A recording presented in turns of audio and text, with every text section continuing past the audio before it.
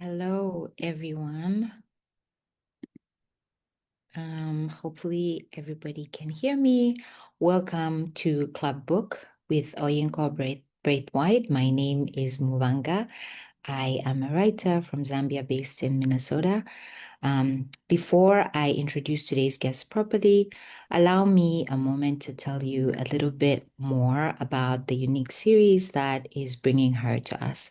So, Club Book is a program of MELSA, the Metropolitan Library Service Agency, made possible through Minnesota's Arts and Cultural Heritage Fund and coordinated by Library Strategies, part of the Friends of St. Paul Public Library.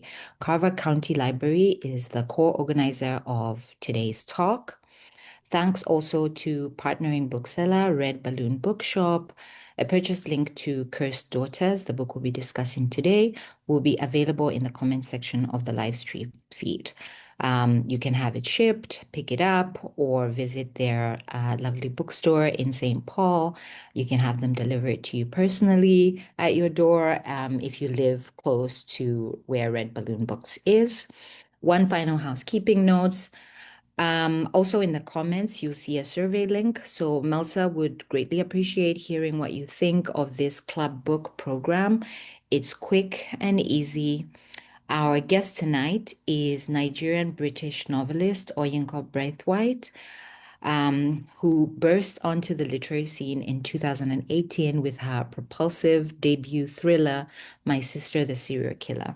Ayola, the book's title character, is beautiful and charming, but impulsive and ruthless, as evidenced by a string of murdered boyfriends. Dutiful older sibling Korede is an expert at cleaning up Ayola's messes, and until both set their sights on the same handsome young doctor. In a starred review, Publishers Weekly called My Sister the Serial Killer bitingly funny and brilliantly executed with not a single word out of place. It garnered Braithwaite the 2019 Anthony Award for Best First Novel and a coveted spot on Time's 100 Best Mystery and Thriller Books of All Time, among other high honors. It has since been translated into more than 30 languages. Braithwaite's highly anticipated follow-up, family saga Cursed Daughters, hits shelves November 4th, so today. Seemingly fated for tragedy from birth, Annie is encumbered by both a family curse and a widely held belief that she is the reincarnation of her dead cousin. We'll have time for audience Q&A. Simply drop your questions in the comments thread here on Facebook, and our tech manager will route them to me. You can also send a message to Club Book through Facebook Messenger or email, where we are at clubbookmn@gmail.com. Welcome, Oyinka, and thanks for agreeing to chat with me today. Yeah, I'm excited. Good evening. Well, this evening. I don't know Yeah. what time, the evening where I am. So good evening, everyone. Yeah. Good evening, good morning, Mhm. wherever you are. It's noon in Minnesota. I'm in New York, so it's 1 p.m., so same time of the day. I really enjoyed reading this. Oh, no one can see it, but I really enjoyed reading Cursed Daughters just as much as I enjoyed. Honestly, I went through it just as quickly as I did My Sister the Serial Killer, which I read years ago. And I told you has been a subject of discussion between my best friend and I ever since. So let me start you from the beginning. I know you're not reading today, but at the beginning of the book, at least the version that I have, there's a Dear Reader section that's authored by you directly to the readers. Does that make it into the final version? The No, no, that was just yeah, it was the proof copy. Yeah. Okay. All right. I mean, I'll still ask you a question from there. Yeah, So I'll that's read fine. it. So in there, there's a section where you say, this book is about generational trauma, about myth and superstition, and also about love. And Cursed Daughters is a very different book from My Sister, the Serial Killer, not just because of the content, but because it feels like I am a completely different person from the one who wrote my first novel. Tell me a little bit about that. I mean mostly time. Time has I wrote My Sister's Circle in 2017. Mhm. And It's now 2025, Mhm. so time and and also my life has changed so much since then, apart from the fact that I finally was able to achieve my this desire I had had since I was very young of having holding my a published book in my hands. I had also, I was in my 20s at that time, and I was living with my parents, and I had very little responsibilities outside of, what just trying to accomplish my goals and work and all of that. But at the time I was writing Cursed Daughters, I was married, I was pregnant, I was dealing with hyperemesis gravidarum, which I think I mentioned. And if you don't know what it is, it's when you're throwing up like a pig, just throwing up from dusk till dawn. My dad was staying with my husband and I during that period, and he was dealing with a health diagnosis. So it was just um adulting to the max kind of at that stage. And that's the space I was in when I started writing Cursed Daughters. So it definitely and also I was now the author of My Sister the Serial Killer, and I had whatever expectations I imagined readers might have, or also at the back of my mind. So I definitely was not the individual who had been in her room just doing the thing that she loved to do. Mhm. I was thinking about expectations when I was reading it. I was wondering if you wanted to make that distinction so that people going in reading the book were expecting something completely different. I'll tell you something about that actually. I did right at the start of, because the UK Cup book has been out for like 6 weeks or so now. But right at the start of that journey, I went to speak at a booksellers conference. Mhm. And afterwards, and I was with someone from the UK publishing house. They were with me. So after I had had my little pitch, um, I was talking to a couple of booksellers, and he kept hearing me say, "It's not like my sister, the serial killer. Yeah. It's not like my sister, the serial killer." And at some point, he was like, "Stop doing that." Yeah. Um, but I really felt as though if I didn't let people know, Hmm. they might, the reader might go in expecting my sister, the serial killer, energy and vibes, and then be disappointed. And not because this book wasn't good, but because their expectations, Hmm. they weren't expecting what they got, and they might have a visceral reaction to like, why is this a slower, it's a slower Hmm. paced novel. It's I think it's a little bit more complex in some ways. Yeah. And I've also had a lot of feedback. So I know there's some people have told me, oh, they were going through a reading slump, and My Sister Circular was it was an easy read. It helped them out of it. And I'm like, hey, you might like this, but it's not as easily digestible. I don't think it's a hard book, but to Hmm. read. But if you're someone who's like, oh, My Sister Circular was really light, and I Hmm. love that it was a quick read. That's not this. So yeah, but he was not, he was like, look, if you're gonna say that, sell it. Yeah. It's like it's good, different. It Don't, is. It yeah. is. It is. It's good. It's good, different. I mean, I wasn't, maybe because I'm a writer too, Mm, like I wasn't going and reading the book thinking, I wonder if it's going to be like the same book. mm, mm, And so my first question started there because I was like, huh, I've never thought about differentiating one piece of work for another. And just hearing your response, it sounds like it was a good decision not to include that on like the first page of the book because then it calls attention to itself. yes, yes, Even if yes. you weren't, yeah, even if Yeah, you yeah. weren't thinking about, the other book, now you are, right? Mm, You're right that it's different. Just for me, it's different mainly in pacing, right? I think like that's like the mm, big difference between the two. But obviously, there are other differences. It's a mm, completely different mm, premise. The structure is different. This one's multi-generational. But even in that difference, one question that I've been thinking about for years, someone once asked me, I had written something and someone asked me, did I feel like I had said everything that I wanted to say about that topic? And I Mm, kind of revisit that question in different ways. And the way that I've been thinking about it recently is I think that writers all have an individual haunting.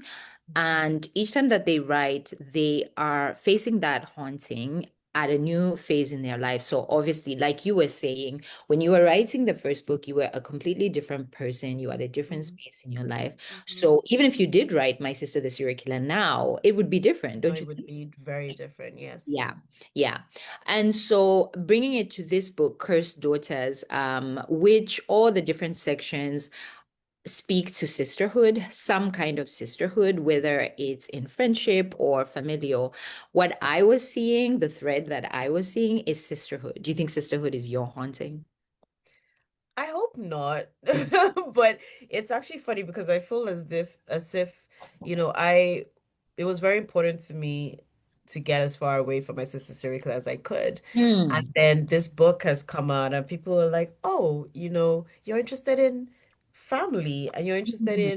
in sisterhood and you're interested in," and I'm like, "Hey, looks as if I didn't get as far away from it as I thought." You So maybe did. you're right and there is because it's to me, obviously I don't think about most of the time. Sometimes I might have one or two things I'm thinking about at the start of writing the story, but a lot of the other themes that come up in my writing Mhm.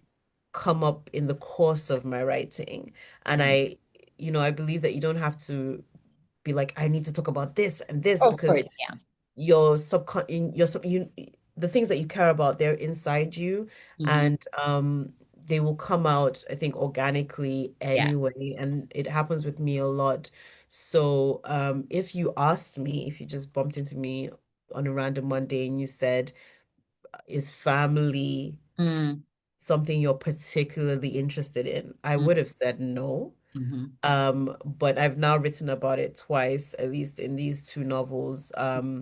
So clearly I have some interest in it.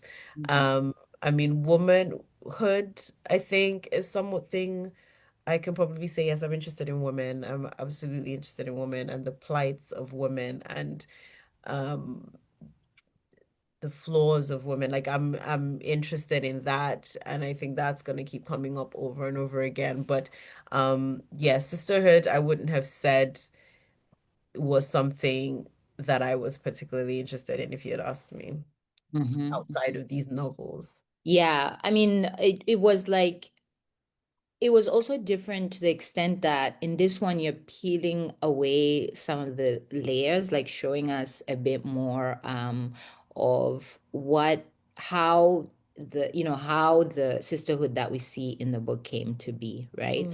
Mm. Especially because we travel across time so much and in places move back and forth. What changed for you from the beginning to the end? Because I'm taking this from your response just now that referenced this idea that there are things that we are interested in and are ultimately going to write about, maybe not decisively, maybe not starting out with these little notes, but they show up anyway. When you started Cursed Daughters, what did you think it was going to be about? Goodness. I knew it was going to be about reincarnation. I knew that. I knew Mm-hmm. reincarnation was going to be there because that's where I started from. That was my point of interest in the story. Mm-hmm. Um, the curse came a little, still obviously quite early, but it came a little bit later on in the story as I was sort of fleshing out who the family and why they were convinced this girl is a reincarnation and who did she reincarnate from and what happened to this girl she reincarnated from and all of that, and it developed from there. But my process is very much I think in my mind, I kind of think like writing is like magic, because we're all given the same dictionary. We all have this access to the same vocabulary, and yet how we combine the words and how we place one here and one there, we end up with very different results. Mm-hmm. And it's, you know, it's kind of like this alchemy that I can't fully put my finger on because there are things that happen in the course of writing where I'm like, okay, this isn't working, and then something else will click, and it's just very much this journey of discovery that I go on. So most of it I discovered as the majority of it I discovered as I went, Mm-hmm. I'd realize, okay, I just realized at some point I didn't tell Kemi, for example, that she has four husbands. At some point, as I was writing her till, I'm like, okay, then this relationship ended and she married this person, and actually, so a lot of it, and then I think I try to be true to just life and relationship. And it was going into it, I think it's really important for me that these women love each other, but that their love could burn as Mm-hmm. well as heal. Their love could be loving, but could also harmful. Um, and then discovering the ways that that would be. Most of it, Mm-hmm. I just discover as I go. Mm-hmm. I really like this explanation you give, which is true, of having access to the same alphabet and the Mm, same set of words and them showing up differently in the text. And so much of that, I believe, is informed by our experiences. When you mentioned at the beginning being pregnant and navigating certain health challenges while you were also writing the book, I immediately thought of the scene where a character discovers that she's pregnant and she's throwing up before she kind of like accepts that she's pregnant, right? Like mm, without giving mm, anything away. mm, And mm, she's throwing up, and somebody else comes into the room shortly after. And I remembered when I was reading that, thinking this section of the text was written by someone who's been pregnant mm. before and has Interesting. experienced this. Yeah, because when I write those scenes, so there's certain, I don't think you're doing it like deliberately, but like Yes, yeah, yeah. when you get to, like a labor and delivery scene, your brain takes you back, like, oh, what was it like for me? So yeah, I remember thinking that as I was reading it. And I didn't know at the time that you had had a child or that you were pregnant when you were writing it. But when you said it just now, I said, oh, yeah, I remember thinking that. Mm, Your response also transitions nicely into some of the questions that were pulled before we started the conversation. So some people were asking whether the dynamics that you've created for the characters. First of all, I wanted to say the love was very palpable. It was very believable, even in the ways that it could be harmful throughout mm, the book, but also how it was healing in places, right? I found that really believable. Even though I don't have sisters, I myself am very fascinated with sisters. I'm very aware mm, of my fascination with sisters, which is perhaps why I was drawn to both mm. books. But the question is, are the dynamics you've created for the characters based on any real life relationships? Do you have siblings or do you have sisters in your life, whether those sisters are whether you're related to those sisters or not? And also more generally, how do you ensure that these characters feel true to life, which these characters did for me?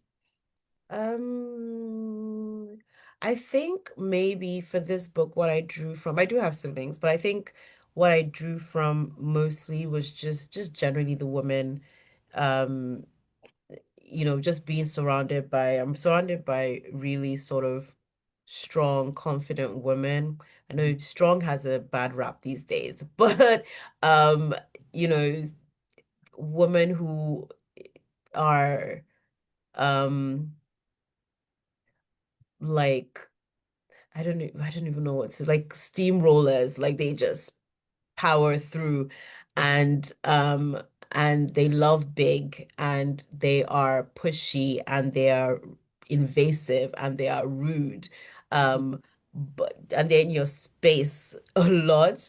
And I think so when I think about characters, I'm never thinking about this particular individual or that particular individual, because that makes it very hard to do certain things to them. I feel like if, so for example, I based the character on my sister, I would be unable to kill that kill that character off, Mhm. or do whatever to that character. So I actually steer away from basing it on a particular, but there's loads of little things I've witnessed as a woman surrounded by all these like women who are doing some funny things or some cool things or whatever. There's a scene in this novel that is very close to I think, I hope, see, I've already forgotten what I've written in this book, Don't but worry, if I I have it remember here. the book correctly, it's Yeah. a scene when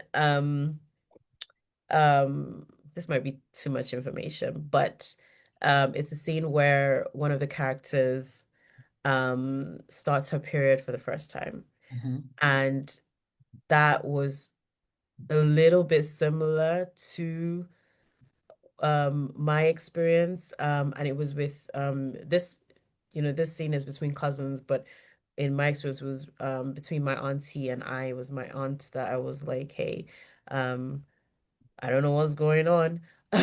So, I could like moments like that, sometimes I could capture things you just heard about, but I think I've had good as far as like women who are really bold and independent, I have a lot of examples to draw from.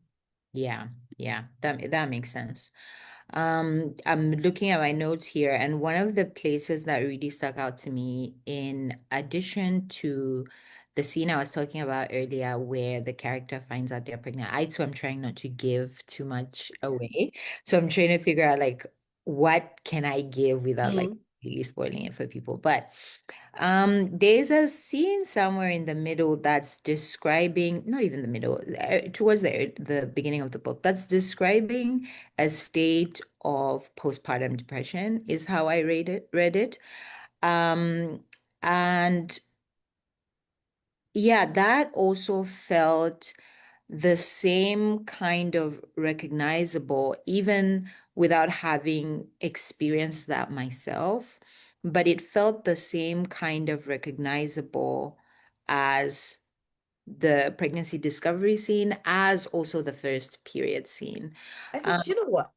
I mhm, didn't I didn't write that scene to be, at least I didn't write it to be a a postpartum depression sort mhm, of. However, I was just saying when you said it, I thought this is interesting because even though, to be honest, like my experience again, because I had hyperemesis gravidarum, the hardest part for me was being pregnant.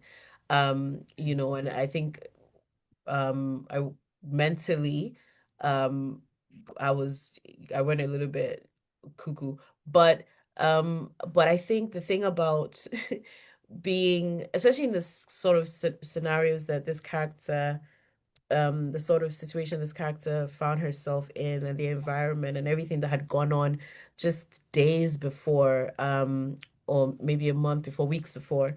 Um, but the truth is, like, when you're being a new mother, which is what I was thinking when you said it's hard, it's tough. Like, even, there's probably a very thin line between not being depressed and being depressed post, because even when you're, well, I've not experienced PPD, so I can't really speak to that, but it's your body, like you're still healing. At least in my case, like your body is still trying to get itself together. You've got this new life that depends on you, and in this scenario, this character was still grieving, was dealing with it well, not alone, but also sort of alone. And there was a lot going on. So maybe she was, and I just didn't know it. But yeah. yeah, I mean, I think so much of it has to do so much of it has to do with who you have around you, Yeah. how Mm-hmm. much actual help you have around you. Support system is vital. Like Yeah. I've learned, I even as in this journey of touring for this book, Hmm. Hmm. right now I'm in Germany and my toddler is with me and my sister is with me, because I just wouldn't otherwise. And then the next, when I come to the States, she'll be with her dad and he'll be good for that period. I couldn't do this without the support system that I had. And Yeah. you're right, without a strong, like, and I do think that's also what can tip a woman To the over other side. to Yeah. that other Yeah. side Yeah. because, without a partner that's, Mm-hmm. that's willing to be like, I'll take this child from you Mm-hmm. without your mother showing up, or, if you've lost your mother, you don't have this. So, like, yeah, it's a lot. Yeah, I mean, I often think that when I had my children, I was in Zambia, and I think when I reflect back on that time, I think the ease that I remember had so much to do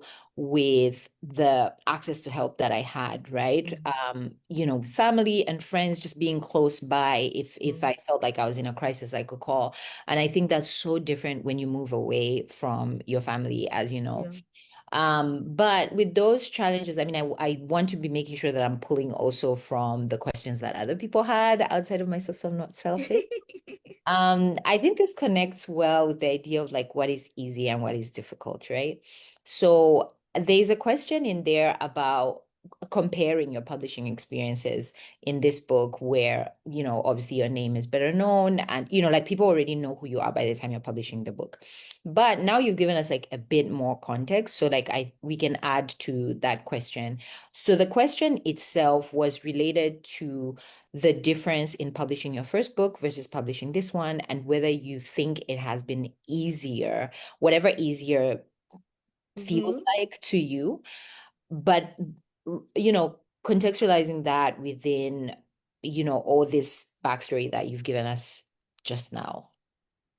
I mean, so the thing about my sister, put yourself in my shoes. I've been writing all my life. I've wanted to be a published author all my life. And then at some point, age, and I even remember like starting to panic. I was 29, thinking, 29. 29, you're a I was baby. 20. Hey, I've been 29 for me. I had been doing it for 19 I see years. what you mean. I Yeah. was, I had been doing it Yeah. a long time. And I was like, why did God give me this gift if he's not, like what? Even though I was making these bold statements, I hadn't queried anybody. I wasn't even doing I would send my work out to competitions and sometimes rank or whatever, but I hadn't even, I don't know what I thought was gonna happen, whether the agent would just come into my bedroom and be I like, mean, they might, you don't know. you don't know. But anyway, long story short, I eventually did get published. So Mhm.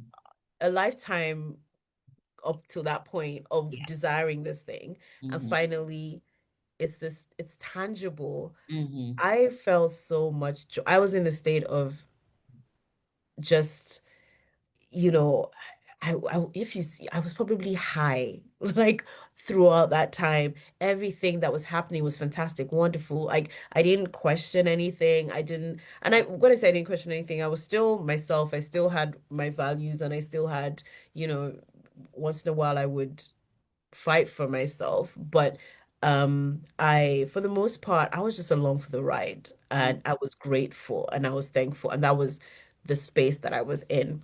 Hmm. Um, and I was also learning how to be because I'm quite outside of book stuff, I'm just in my house. I don't go anywhere. So being front facing in the way that I was having to adapt quickly and learn quickly. So that was that.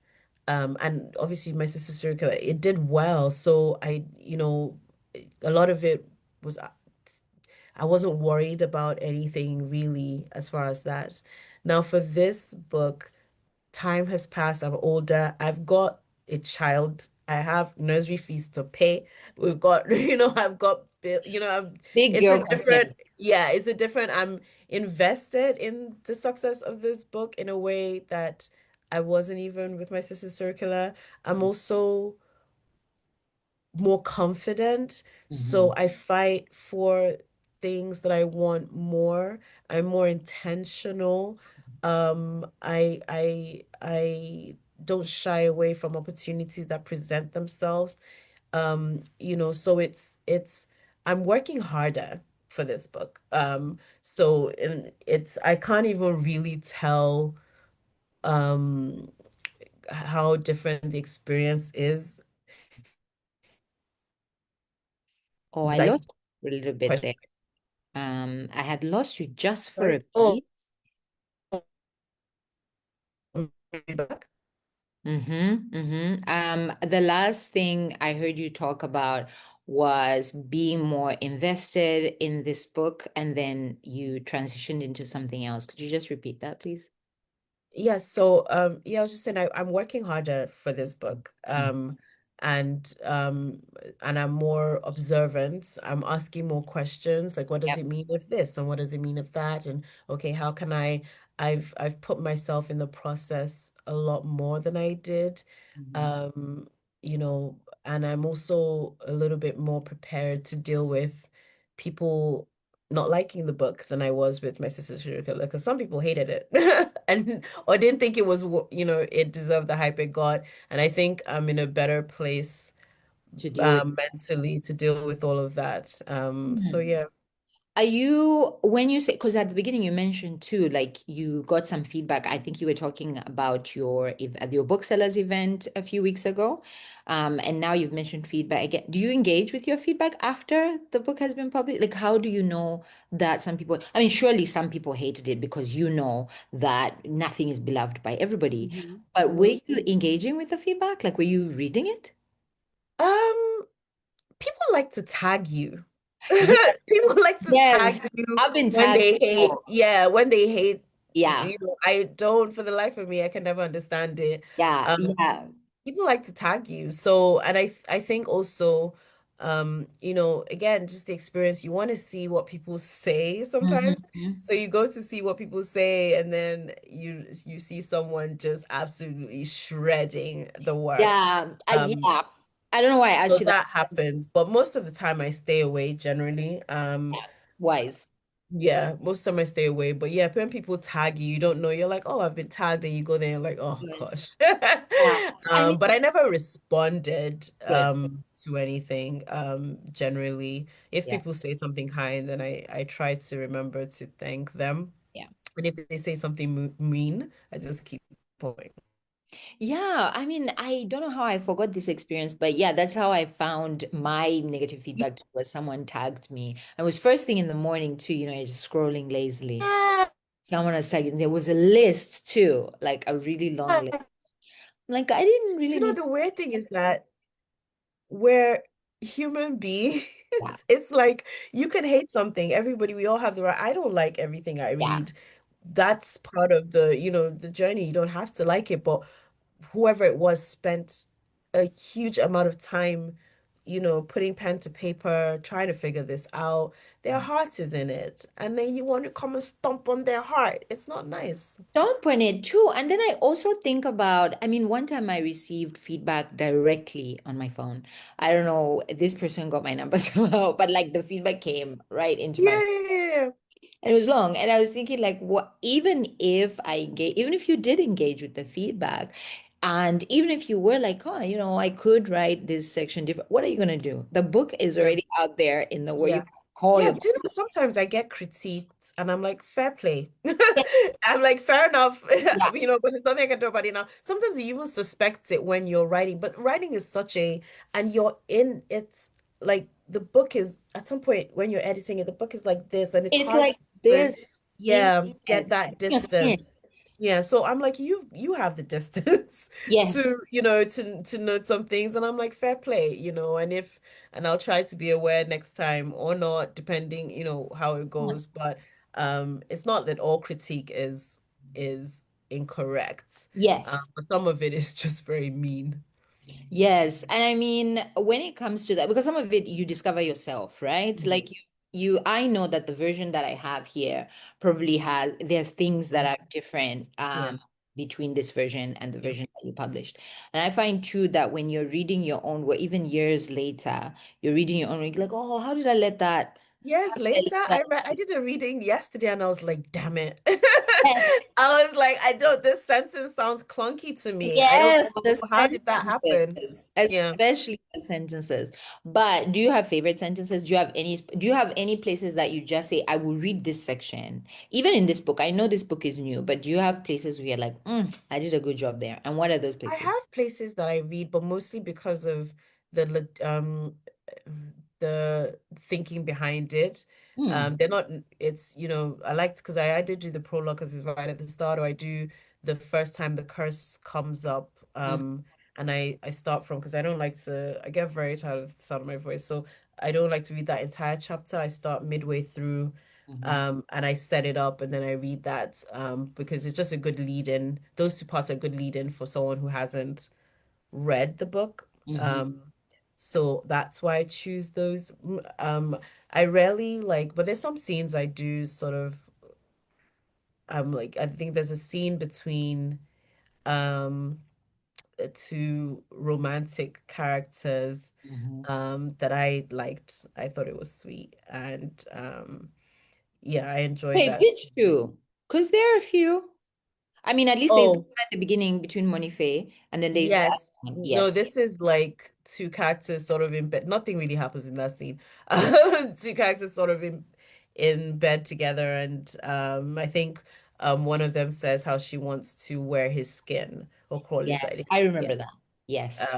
So I kind of liked that scene quite a bit. But mostly it's like on the odd chance that I go back and I reread something and I'm like, damn, girl, you did a good job here. Yeah. I Look at mean, you. just between the two of us, first of all, I want to tell you, someone said, I don't remember if you saw this or if you looked at the questions in detail, but somebody said that their favorite line was love. Love was what had gotten Monife buried 6 feet under. And so I Mm. wanted to hear if you had any favorites. But just between the two of us, I mean, obviously not between the two of us because there are extra people here.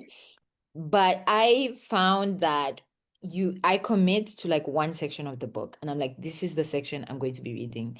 And if the same people come to different readings, I don't know what to tell you because I don't want to encounter another section and then start having to like process whatever feelings I have about it. Mm, mm, So because of that growth that you were talking about at the beginning, right? Like when you read a book that you wrote five mm, years ago, mm, there's so mm, many things that you've learned, mm, even just on a craft level, that you're like, mm, oh, this mm, should have actually been shaped mm. this way, Yeah, right? yeah, yeah. Yeah, okay. So because you spoke about how you sometimes we read from the section where the curse is introduced. Speaking of curses, so yes, obviously there's a curse that's like this, carried all the way through in this Mm, in this novel.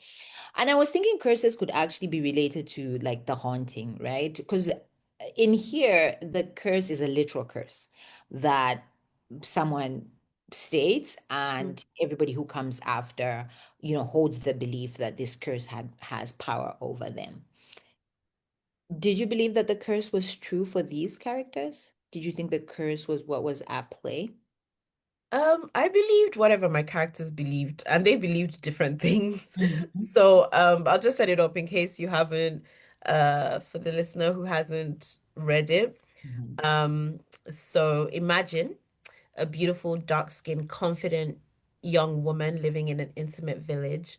And a man comes to this village and she decides she likes the man. So she sneaks into his room one night and they have a passionate night together. Passionate. And, and she's gone in the morning. So for him, it's a sort of fever dream. So he's getting ready to leave the village, and this crowd comes to him. Speaking of sentences that are a little bit hinky. I read that recently and I was like, oh, there's something about that line where the crowd comes that's just not working for me. The transition between the sentence before and anyhow. So this crowd comes to him and the chief is at the head of the crowd and he accuses the man of eating something and tried to leave without paying. And the man says, when did I eat something and not pay? And the crowd parts like the Red Sea and they reveal this woman he spent the passionate night with. So basically, he's forced to marry her. Mm-hmm. which he does, and then he leaves the village, and comes few every few months or so to see his wife. But he has a whole other wife, Yep. and she comes to the village because she thinks, she hears about this house he has in the village, and she imagines it's for her children, it's her children's inheritance.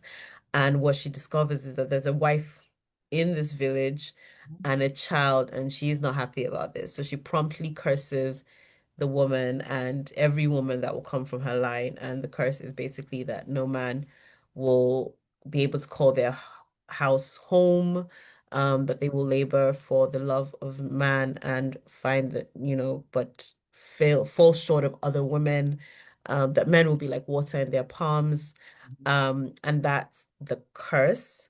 And as you said, it's a literal curse, and I treated it as such a lot of the time because I enjoy the supernatural and the hinky. Um, and some of my characters believe in the curse wholeheartedly. And Wholeheartedly. there's some characters who are skeptical of this curse. And when they were skeptical, I was also skeptical. And I thought this could be, this curse isn't a literal curse. It's a metaphor for generational trauma. And, they're passing on this law from daughter to daughter to daughter, making it very hard for these women to think outside of the curse. And um, sometimes for me, the curse would become like a self-fulfilling prophecy, Yes. because they believed in it and they acted in certain ways, and these actions would lead them The to the curse to thing that they become true. feared. Yeah, and then and it would happen, and they'd be like, "Oh, I always knew it was going to happen because look, the curse." So I was believing different things at different points when I was writing it. Mm-hmm. And also think like in relation to the curse, one thing that I was always aware of is how the curse was immediately targeted at the other women and all the women that would follow. And men didn't get cursed. And I was like, Yeah, fantastic. a friend of mine, when she hadn't read it yet, but she sort of read the blurb or the initial part, and she felt very she was triggered. She was like, that this seems excessive. Like, not just this woman, but every woman. And the Everyone. guy, like, I was like, that's curse the guy literally. yeah, I have a Yeah, line. yeah, I think the moment that clicks to me, I wrote it down. I was like, what about the man? Just take yeah. any Gets off punishment. scot-free. Yeah. Ah, As this is they harsh. do, as they often do. Exactly, exactly. Which, like it was the right decision. It was the right literary decision. I mean, because it makes you think about how this would actually play out, right? Even like when located in time.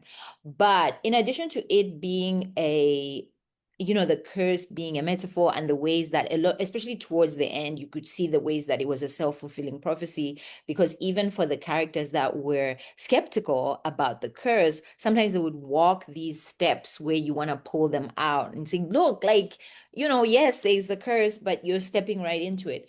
But there was also like a sense of like multiple curses. Sometimes like as subplot, right? Like I maybe because I had the word cursed at the top that I was identifying other curses that were traveling through the book.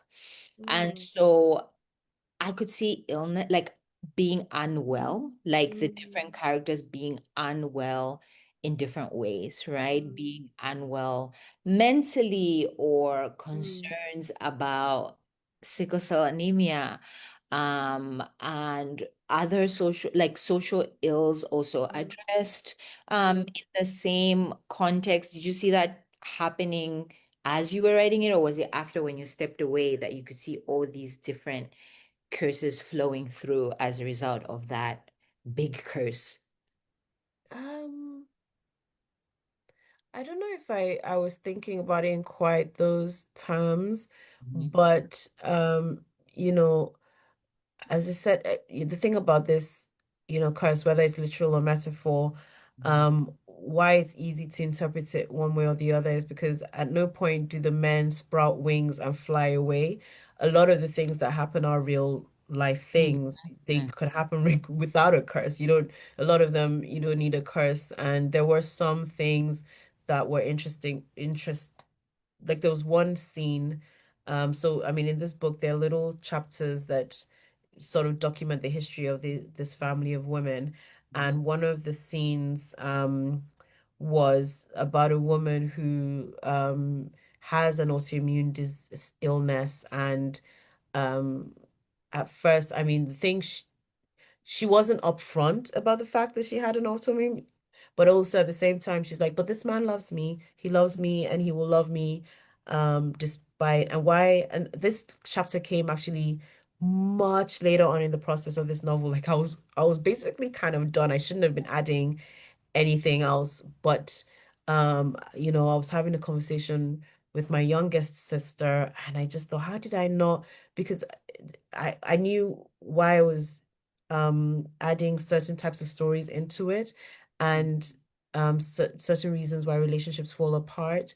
And definitely, I've heard women or people just talk about illness in relationships and how, it's much more common for a woman to stand by the man's side, than it is for the man. Like if the woman is ill or has this long-term illness, um, there are just, a few rare men who are able to be there through the storm and comfort her and be the carer in that instant. And it was very important that I add that.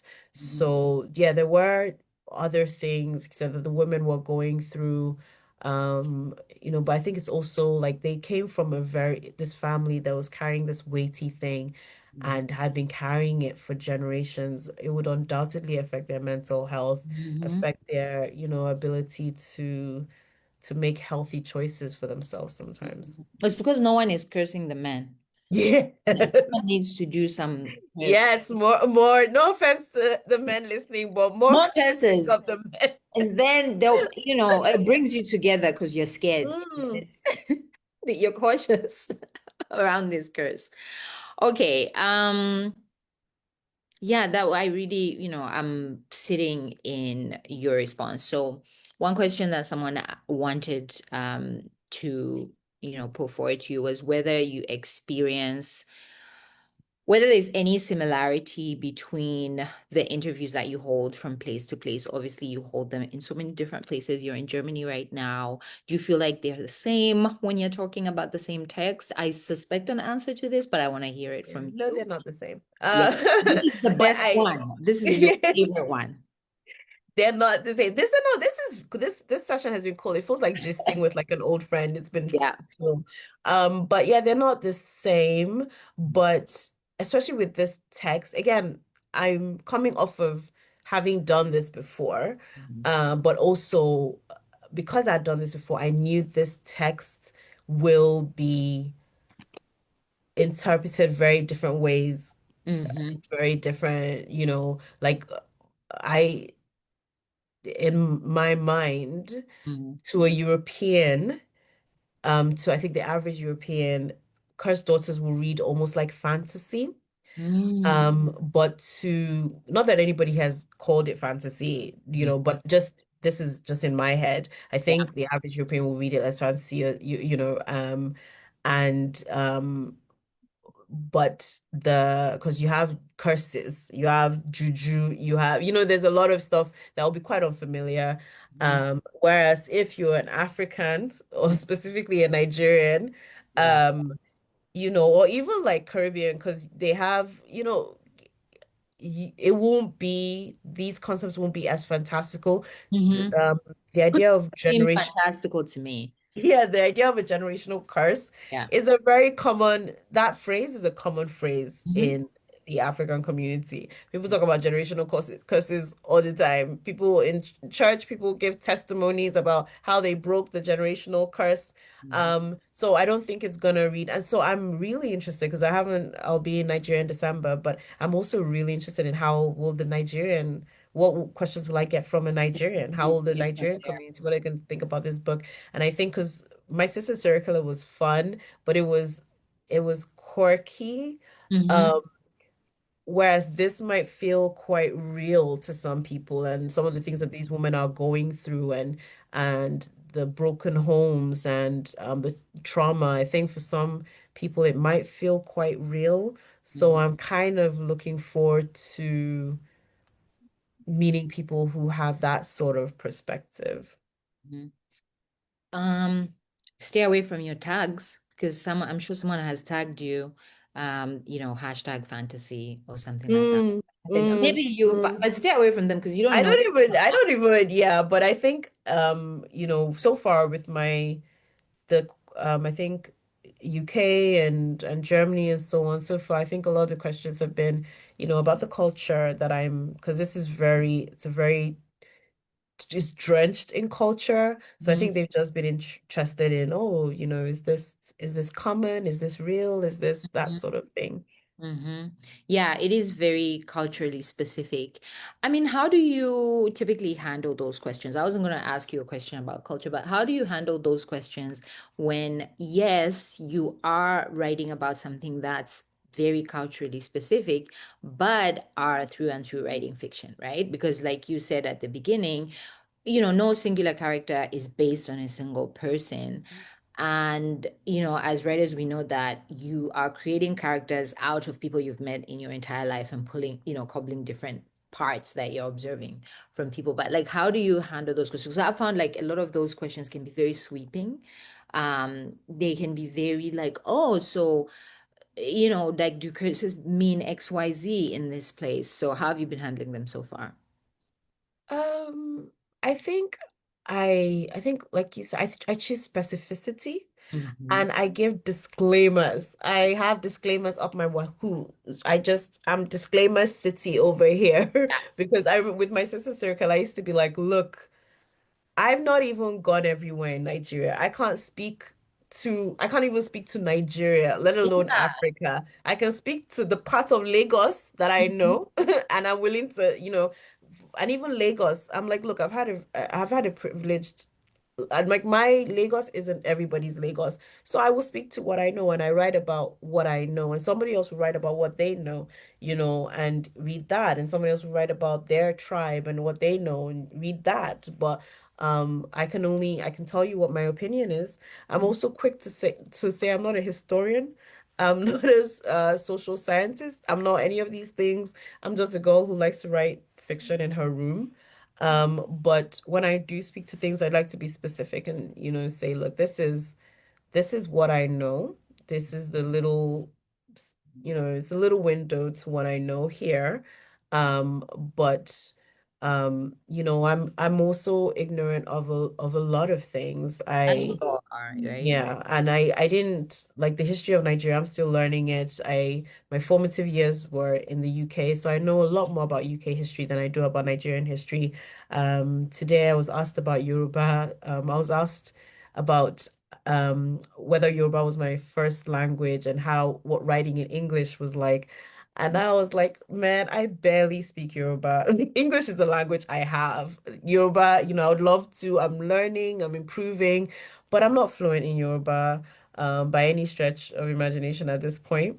Mm-hmm. So I'm like, even when I put Yoruba in my book, that's a labor of love for me. I'm working very hard to do that.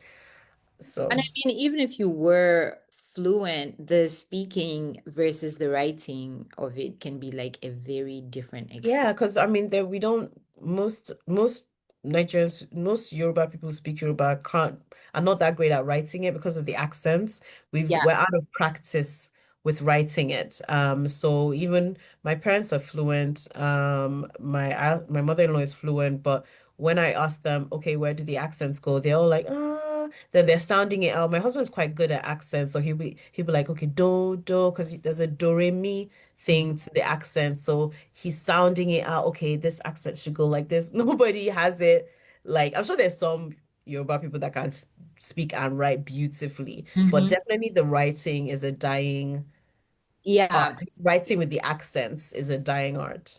Yeah, I read a book recently that had quite a few Yoruba phrases and it was covered in accents, which and it's the same for me. And I've found that when I'm writing in Bemba especially, and also Tonga too, because in Bemba there's some people who spell like words that make the ch sound with a ch, and some that only Mm, spell it with a c. And so mm, it depends what book I'm reading at that time. And it's mm. almost like it feels almost like, when you write an essay and then they say like you can use American English or British English, but just stay consistent. And Yeah. so it's like I just, there's that.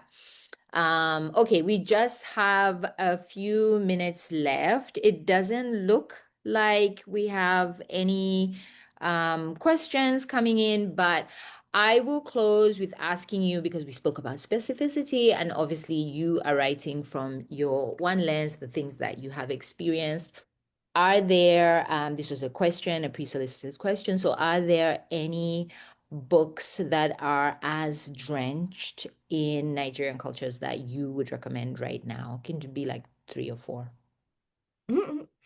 Um, I mean, I always like to recommend The Secret Lives of Baba Segi's Wives because that's a fun one.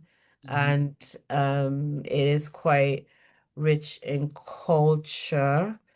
Um, I think Stay With Me by Ayobami Adebayo is a good read if you're looking for, yeah, culture. Welcome to Lagos, Mhm. by Chibundu Onuzo. If you're looking for culture, I think you'll find it there too. I mean, there's so many. I don't even, Yeah. um, what was it? Was it Light Seekers by, gosh, Femi Kayode, I think, which is like a crime. It's about what's that guy? No, where people when a crowd of people kill someone. What's that thing? Mob justice? No, there's another term for it when it's like a frenzy.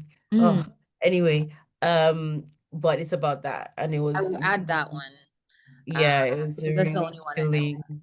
Yeah, it's really chilling sort of yeah Okay. book. Yeah, that's the only one I haven't read. And when I was talking about the accents, I was talking about Ayobami's latest book. Okay, yeah. I'm not remembering Stay With Me as vividly in terms of what the words look like on the Mm. page, but with her latest book, I remember that. Okay, so this is great time that we made, Yeah. but that's all the time we have this evening. Thank you again, Oyinka, for Thank you, Rebecca. It was a fun participating. conversation. It was so much fun. Everybody, this has been a virtual presentation of Club Book, a long-running literary series of Melsa made possible by the Arts and Cultural Heritage Fund. Special thanks to Carver County Library for the part they played in bringing Oyinka to us. Before you log off, look for the Club Book survey link, which is in the comments and will be projected in place of my video momentarily. Tonight is the last club book of the fall, and in fact, their final event of the year. However, this program will be back in March with a new lineup of 8 award-winning and best-selling authors, hosted in partnership with Twin Cities Libraries. In the meantime, be sure to check out their backlist of nearly 200 podcast episodes available at clubbook.org or through your favorite podcasting app. Thank you again.